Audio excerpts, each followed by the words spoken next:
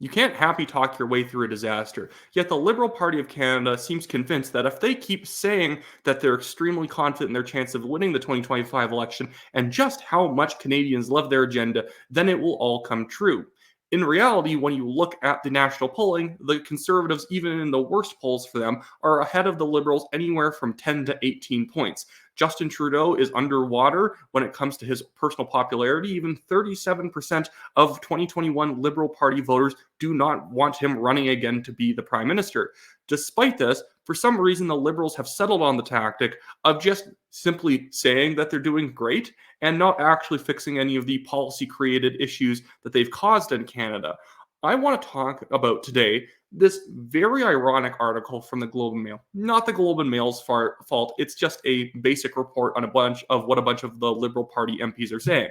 And what they're doing is just saying just how great it is to be the Liberal Party right now. Obviously, they are speaking in the context that they know that they're down the polls, but this just happy talking their way into victory is the way that the Liberals think that they're going to win the next election. Just say that I think that Canadians really get us, and they're just following the Conservatives out there for a time, but they will return to us because they can never actually name anything that they're doing right that would bring people back. They're just simply asserting it because if you're a Liberal MP at this point, there's nothing you can do. Justin Trudeau's not going to fix any of the actual problems, so you can't promise anything. All you can just simply say is, well, everything's great. You can just pretend that everything's much better than it actually is. Anyways, I want to get into reading little sections of this article because they quote a lot of Liberal MPs, and it gets very ironic very quickly. So here we have, obviously, this article starts off saying, despite a rough 2023, they say the mood among Liberals is better than just a few months ago, in part because the party believes it still has time to turn things around, but also because they are ending the year with what they believe is a sharper message to counter the leading Conservatives. And this is what Liberal MP John McKay says. There's no question it's a tough being a Liberal MP these days, but in an ironic way, Pierre Poilievre has done for the Liberals what the party couldn't do for itself, giving an esprit de coup and a rationale to fight the next election. Now, that's not something you actually want to admit. Right there, he's basically just said that the party has nothing, we have no way of marketing ourselves, and the only thing we possibly could have is that Pierre Poilievre has become such a big figure that maybe we can turn him into an election issue and to give a reason for voters to vote for us to avoid Pierre Poilievre. The problem with that is that Pierre Poilievre is actually decently popular right now. He has high name recognition. There's a reason that when he was elected in the Conservative Party leadership in 2022, it was the biggest voting turnout for a leadership race in Canadian history. This is not something you want to bank on that Pierre Poilievre somehow going to fumble and then hand the ball back to Justin Trudeau. Justin Trudeau could barely beat Aaron O'Toole. And, I think Jagmeet Singh, if he was in charge of the Liberal Party, despite almost having no political skills at all, might have been able to beat Aaron O'Toole because at least he's not as deeply unlikable and nasty as Trudeau is. Quite deeply unlikable and nasty, but not as bad. But anyways, I want to get back to the article because the next person they quote is very funny on why she would even bother handing a quote over for this article. I just want to scroll down here for a bit. This is a quote from another Liberal MP. It says, it brought everyone together, we're all on the same page as to what's worth fighting for, said Carolyn Bennett, who recently retired as the Liberal MP for Toronto St. Paul after 26 years. And they're talking about the Liberals fighting Pierre Poilievre and the Conservatives on different pieces of legislation in Parliament and how, I guess, it's revitalized them. And look, we have things to fight for. We're fighting for Ukraine and for, after-school lunch programs and whatnot. Nothing that the Conservative Party actually opposed. They simply held up a bunch of votes in Parliament trying to get the Liberals to pause the carbon tax. And now the Liberals are pretending that because they were delaying those votes, they now oppose them, or because the Conservative Party voted against certain measures where the Liberals baked in a bunch of language that the Conservatives were obviously not going to agree to.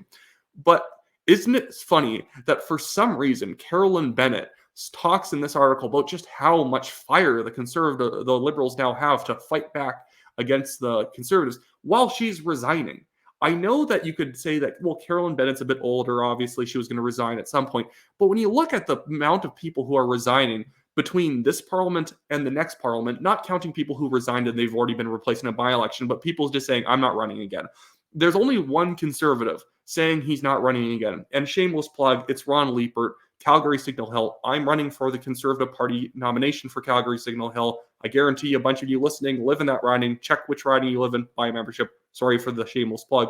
Anyways, but there is about 8 or 9 Liberals that are not running again for the party. The only other Conservative who's not running is Alan Ray's, who is Richmond Athabasca, hyper socially liberal Conservative MP. So Pierre Poilievre wasn't liberal enough for him, so he decided to leave. Good riddance, I don't really care. But most of the people that are not running again are Liberals in ridings that they should be able to win based off of their 2015 and 2019 election numbers. Those people should be confident that they can win again. And some of them are in strong ridings, but they're obviously seeing the writing on the wall that if they're currently a minister, they're not going to be a minister for very long. And do they really want to sit around in Parliament for another 4 years, not doing anything but just opposing whatever the Conservatives are doing in likely a completely tiny oppositional manner where they can't actually stop anything? But when you look through here, Wayne Long is not a very old man. Lloyd Longfield, I believe, is a little bit older, but like a lot of these people, other than like Carolyn Bennett, a lot of these people, Omar Alghabra, not a very old guy. Emmanuel Dubois, like not a lot of these people, Anthony Rota. Anthony Rhodes is leaving because of the Nazi scandal, but a lot of these people, they're just jumping ship because either the party wants them gone because they think they might hurt their chances, or because they know that they're never going to hold a significant office in the Liberal government anymore. The Liberals are probably going to lose and we're going to leave. Whereas this article is projecting the idea that we're more confident than ever. Confident parties don't have people jumping ship like this. And like there's, Nova Scotia MP Cody Bloys described the all-nighter with the Liberal colleagues as a turning point, particularly because Mr. Trudeau was in the House alongside them. Quote, I have played a lot on a lot of team sports, and having your leadership in the trenches with you matters. We still have a lot more work ahead of us, but I think as Canadians, we see more and more Pierre Poilievre, see more and more of Pierre Poilievre. There will be more and more of what they don't like about him. And it's like, okay, well, has that actually happened yet? The Conservatives maybe slipped a little bit in the polls, but I don't think anyone was expecting the Conservatives to hold on to an 18-point lead forever. That's like an unheard of lead in Canadian politics. Yet because it's dampened a little bit, they really think that they're going to win. This is another Liberal MP. They said, I don't know if it's the Liberals bouncing back or it's the Conservatives sort of hitting a bump in the road, he said. That's an awful quote as a Liberal. The fact that a Liberal doesn't even know if they're doing something right, or the Conservatives might have just hit a bump in the road in his own language, a bump in the road implying that it's temporary and it's not going to be long term.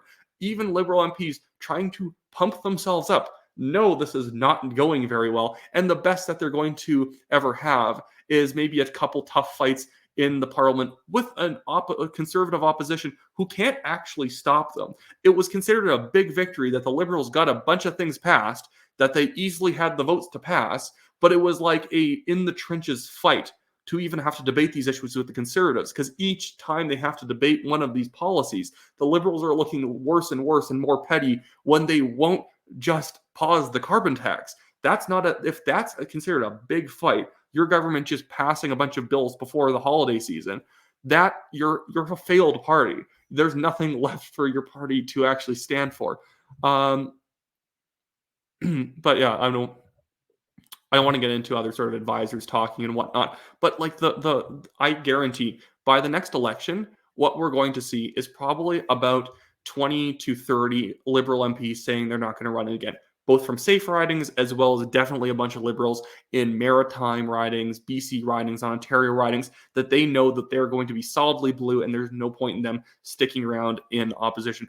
The one man I know is going to stick around no matter what is Mark Gerritsen, because that guy is only good for criticizing other parties, not actually getting anything done. That's why he is a perpetual backbencher. Mark Gerritsen is going to stick around, and I'm going to love it because I will always have more content to make making fun of Mark Gerritsen. Hopefully, I will be in Parliament so I can make fun of him directly, but I can only dream or work hard so I win this nomination.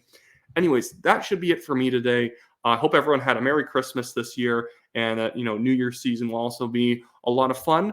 But just a quick plug, I have my legal fund linked in the description below. It's a Give, Send, Go link. I'm being sued by a billionaire. I'm beating him in court. It's just a dumb, frivolous lawsuit because Alberta does not have anti-slap laws for me to basically apply for this thing to be thrown out of court. So it's being dragged out for years. I've paid over $25,000 in defending myself.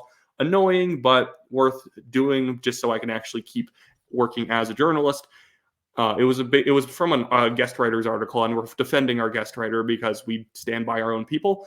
Anyways, other than that, again, I'm running for the Calgary Signal Hill Conservative Party nomination. Check which riding you live in. I guarantee a bunch of you do live in this riding, so make sure to buy a membership. Click on my website link in the description below, wyattclaypool.com, if you just want to look it up. Sign up for the email list, and then make sure you also have an active Conservative Party membership. All you probably need is a 1-year membership to be able to vote in the nomination. Since it's probably going to happen in the next, could be 3 months, could be 9 months, but it's going to be within a year. So other than that, have a great day, everyone, and I'll see you back in my next video.